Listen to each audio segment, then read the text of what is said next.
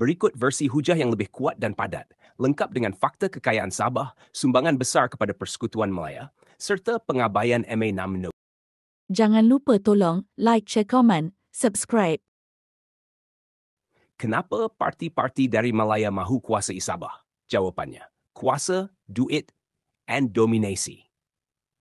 Sabta, Sabah kaya, tapi rakyatnya miskin. Sabah ialah antara negeri terkaya dari segi hasil bumi, minyak, gas asli, balak, kelapa sawit dan biodiversiti. Tetapi Sabah juga antara negeri termiskin di Malaysia. 2. Petronas banyak untung dari Sabah dan Sarawak. Lebih 60% daripada hasil minyak dan gas Petronas datang dari perairan Sabah dan Sarawak. Tapi Sabah hanya dapat 5% royalti minyak. Selebihnya disalur ke kerajaan persekutuan. Petronas kaut untung berbilion ringgit setiap tahun. Rakyat Sabah masih minta jalan tar dan air bersih.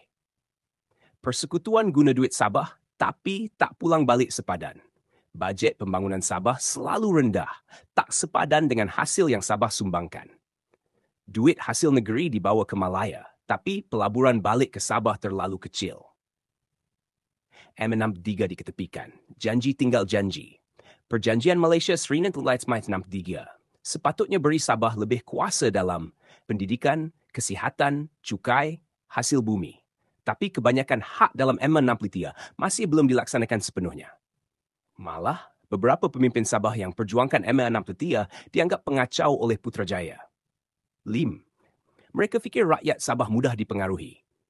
Parti dari Malaya anggap rakyat Sabah boleh dipikat dengan bantuan segera masa pilihan raya, projek MIE segera, janji palsu pembangunan.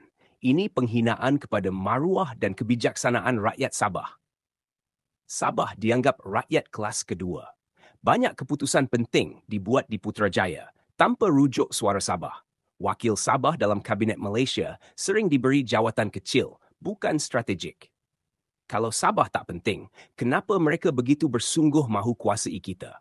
Sebab Sabah ada segalanya, hasil bumi, kedudukan strategik dan suara politik yang boleh tentukan kuasa di Putrajaya.